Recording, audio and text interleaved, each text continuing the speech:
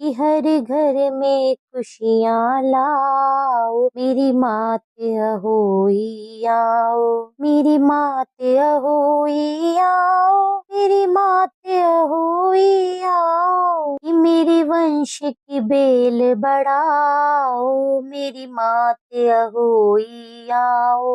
अहोई माता की जय। तारों की छाँव में देते हैं अर्घ, माँ अहोई का मिलकर करते हैं व्रत। आपकी संतान हो दीर्घ आयु, मिले माँ अहोई का आशीष। आप सभी को अहोई अष्टमी की हार्दिक शुभकामनाएं। अहोई माता की कृपा सदा आपकी संतान पर बनी रहे, आपकी संतान दीर्घ आयु हो और सुख समृद्धि पाए। अहोई का व्रत कार्तिक मास के कृष्ण पक्ष की अष्टमी तिथि को रखा जाता है। इस दिन महिलाएं अपने संतान की लंबी आयु की कामना के लिए व्रत करती हैं और निसंतान संतान की प्राप्ति के लिए यह व्रत करती हैं। इस दिन अहोई माता की पूजा की जाती है। इस दिन महिलाएं निर्जल और निराहार रहकर उपवास करती हैं और रात के समय तारों के निकलने पर तारों को अर्घ देकर व्रत की कथा पढ़ी और सुनी जाती है। उसके बाद अपने व्रत को खोला जाता है। तो आइए आप भी मेरे साथ अहोई माता की इस पवित्र और पावन कथा का श्रवण कीजिए। बोली अहोई माता की जय। पौराणिक कथा के अनुसार एक साहूकार था जिसके 7 बेटे और 7 बहुएं थी। 7 भाइयों की एक बहन भी थी। दिवाली से पहले घर को लीपने के लिए इकलौती ननंद अपनी भाभीयों के साथ जंगल में मिट्टी खोदने गई। जहाँ वे मिट्टी खोद रही थी वहीं पर स्याऊ की माद थी। मिट्टी खोदते समय ननंद के हाथ से खुरपी लगकर स्याऊ अर्थात सेई का एक बच्चा मर गया, जिसे देखकर स्याऊ बहुत क्रोधित हो गई।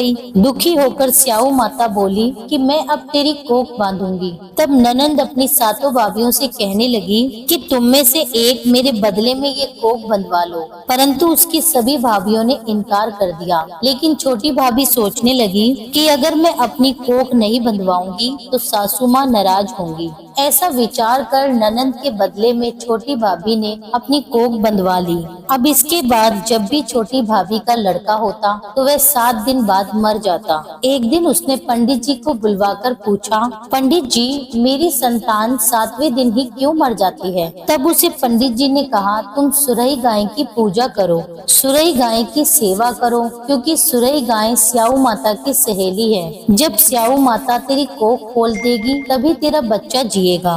पंडित जी के कहने पर छोटी बहू सुबह जल्दी उठकर चुपचाप सुरई गाय के नीचे साफ सफाई करके आ जाया करती। एक दिन गौ माता बोली कि आजकल मेरी कौन सेवा कर रहा है, सो आज मैं देखूंगी। एक दिन गौ माता खूब जल्दी उठ गई। क्या देखती है कि एक औरत आकर उसके नीचे गोबर आदि साफ करके चली जाती है। सुरई गौ माता उससे बोली, मैं तेरी सेवा से प्रसन्न हूँ, बोल क्या मांगती है? तब साहूकार की बहू बोली कि स्याऊ माता आपकी सहेली हैं और उन्होंने मेरी कोख बांध रखी है। सो हे गौ माता, आप अपनी सहेली स्याऊ माता से कहकर मेरी कोख खुलवा दो।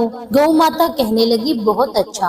अब तो गौ माता समुद्र पार कर अपनी सहेली के पास उसको लेकर चल पड़ी। रास्ते में बहुत गर्मी थी, धूप थी, सो वो दोनों एक पेड़ के नीचे जाकर बैठी। उसी पेड़ पर गरुड़ पक्षी का बच्चा भी था। थोड़ी देर में एक सांप आया जो कि गरुड़ पंछी के बच्चे को डसने जा रहा था। साहूकार की बहू ने यह देखा तो सांप को मारकर ढाल के नीचे दबा दिया और बच्चे को उसने सांप के डसने से बचा लिया। थोड़ी देर के बाद गरुड़ पंखनी आई और वहाँ पड़ा खून देखकर साहूकार की बहू को चोंच मारने लगी। गरुड़ पंखनी ने सोचा, हो ना हो इसी बहू ने मेरे बच्चों को मार डाला है। तब साहूकारनी की बहू बोली, मैंने तेरे बच्चों को नहीं मारा, बल्कि सांप तेरे बच्चों को डसने आया था। मैंने तो उस सांप से तेरे बच्चों की रक्षा की है। यह सुनकर गरुड़ पंखनी खुश होकर बोली कि मांग, तू क्या मांगती है? तब साहूकारनी बोली कि हे गरुड़ पंखनी, मुझे 7 समुद्र पार स्याऊ माता के पास पहुंचा दो। तो गरुड़ पंखनी ने दोनों को अपनी पीठ पर बिठाकर स्याऊ माता के पास पहुंचा दिया।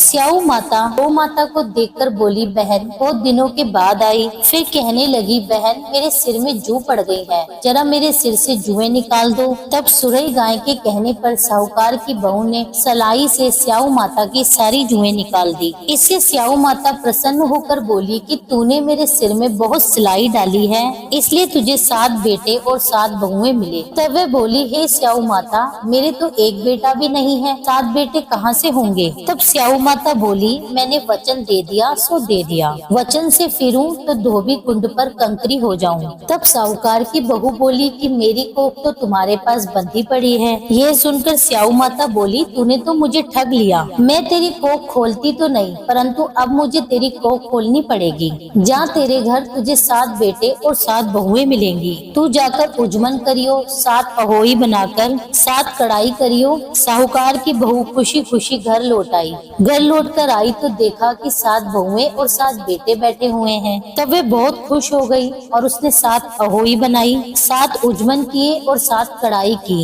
रात्रि के समय जेठानियां आपस में कहने लगी कि जल्दी नहा धोकर पूजा कर लो, कहीं छोटी बच्चों को याद करके रोने न लग जाए। थोड़ी देर बाद उन्होंने अपने बच्चों से कहा कि जाओ बच्चों, अपनी चाची के घर जाकर देखकर आओ कि आज अभी तक वह रोई क्यों नहीं, क्योंकि हर साल अहोई अष्टमी के दिन छोटी बहू अपने बच्चों को याद करके खूब रोया करती थी। बच्चों ने जाकर देखा चाची तो कुछ मान रही है, खूब उजमन हो रहा है। यह सुनते ही जेठानियां दौड़ी दौड़ी उसके घर आई और जाकर उससे बोली, छोटी बहू, तेरी तो कोख बंधी हुई थी, तूने अपनी कोख कैसे खुलवा ली। तब वह उनसे बोली, तुमने तो कोख बंधाई नहीं, सो मैंने ही कोख खोल दी है। स्याऊ माता ने मुझ पर कृपा करके मेरी कोख खोल दी। हे स्याऊ माता, जिस प्रकार आपने मेरी कोख खोली, इसी प्रकार संतान की इच्छा रखने वाली सभी महिलाओं की भी कोख खोल देना। संतान की कामना रखने वाली हर महिला को संतान सुख देना और जिनकी संतान है उनकी संतान को दीर्घ आयु देना, सभी संतानों की रक्षा करना। अब आपको सुनाते हैं अहोई अष्टमी की दूसरी कथा। पौराणिक कथा के अनुसार पुराने समय की बात है, दतिया नामक नगर में एक सेठ रहता था जिसका नाम चंद्रभान था। चंद्रभान की पत्नी का नाम चंद्रिका था। चंद्रिका बहुत सुंदर, गुणवती और चरित्रवान थी। चंद्रिका की कई संतान होती थी, परंतु छोटी आयु में ही उनकी मृत्यु हो जाती थी। इस प्रकार उसकी संतान के मर जाने के कारण दोनों ही पति पत्नी बड़े चिंतित और दुखी रहा करते थे।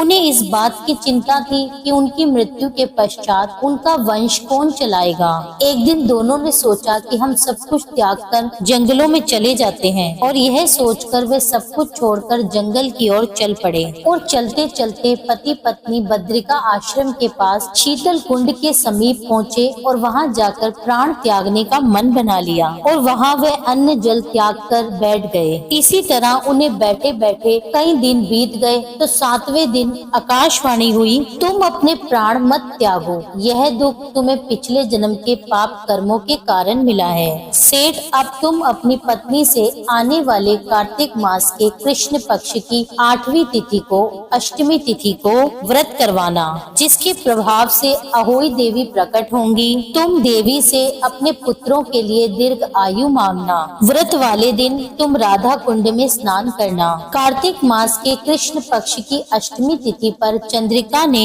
बड़ी श्रद्धा और पूर्ण भक्ति भाव से अहोई माता का व्रत रखा और रात्रि के समय सेठ ने राधा कुंड में स्नान किया। जब सेठ स्नान करके वापस आ रहा था तो रास्ते में अहोई माता ने दर्शन दिए और बोली, मैं तुमसे बहुत प्रसन्न हूँ, तुम मुझसे कोई वर मांगो। अहोई माता के दर्शन करके सेठ अति प्रसन्न हुआ और उसने कहा, हे माँ, मेरे बच्चे छोटी आयु में ही स्वर्ग सिधार जाते हैं, मेरे बच्चों को दीर्घ आयु का वरदान दो। तब अहोई माता ने कहा, ऐसा ही होगा, और अहोई माता अंतर्ध्यान हो गई। कुछ समय बाद सेठ के यहाँ एक सुंदर पुत्र हुआ और बड़ा होकर विद्वान, शक्तिशाली और प्रतापी हुआ। इस महिमा के कारण ही अहोई माता के व्रत का प्रभाव बना। उस दिन कार्तिक मास के कृष्ण पक्ष की अष्टमी तिथि थी, इसीलिए इस दिन महिलाएं व्रत करती हैं और विधि विधान के अनुसार पूजा आराधना करते हुए अपने बच्चों की दीर्घ आयु की कामना करती हैं। हे अहोई माता, जैसे आपने सेठ के यहाँ कृपा की, वैसे ही आप सभी पर अपनी कृपा बनाए रखना। प्रेम से बोलिए अहोई माता की जय। अब सुनिए अहोई माता की आरती। जय अहोई माता मैया, जय अहोई माता, तुमको निश दिन धावत हर विष्णु विधाता। ओम जय अहोई माता, ब्रह्मा वाणी रुद्राणी कमला तू ही है जग माता। सूर्य चंद्रमा ध्यावत सूर्य चंद्रमा ध्यावत नारद ऋषि गाता। जय अहोई माता, माता रूप निरंजन सुख संपत्ति दाता। जो कोई तुमको ध्यावत जो कोई तुमको ध्यावत नित मंगल पाता। ओम जय अहोई माता। तू ही पताल बसती तू ही है शुभ दाता। करम प्रभाव प्रकाशक करम प्रभाव प्रकाशक जगनिधि से त्राता। ओम जय अहोई माता। जिस घर थारो वासा वही में गुण आता। कर न सके सोई कर ले कर न सके सो कर ले मन नहीं धड़काता। ओम जय अहोई माता। तुम बिन सुख न होवे ना कोई पुत्र पाता। खान पान का वैभव खान पान का वैभव तुम बिन नहीं आता। जय अहोई माता। शुभ गुण सुंदर युक्ता शीर निधि जाता। रतन चतुर्दिश तुम बिन रतन चतुर्दश तुम बिन कोई नहीं पाता। ओम जय अहोई माता। श्री अहोई माँ की आरती जो कोई है गाता। उर उमंग अति उपजे उर उमंग अति उपजे पाप उतर जाता। ओम जय अहोई माता। ओम जय अहोई माता। तुमको निश दिन ध्यावत हर विष्णु विधाता। ओम जय अहोई माता। प्रेम से बोलिए भाव से बोलिए अहोई माता की जय। भगवान गणेश की जय। यह थी आज की कथाएं। उम्मीद करती हूँ ये कथाएं आपको पसंद आई होगी। वीडियो पसंद आई हो तो वीडियो को लाइक कर दीजिए। वीडियो को लाइक करके कमेंट में लिख दीजिए श्री अहोई माता की जय और मेरे चैनल को सब्सक्राइब कर लीजिए। मिलती हूँ आपसे एक अगली वीडियो में। जब तक के लिए जय श्री राधे।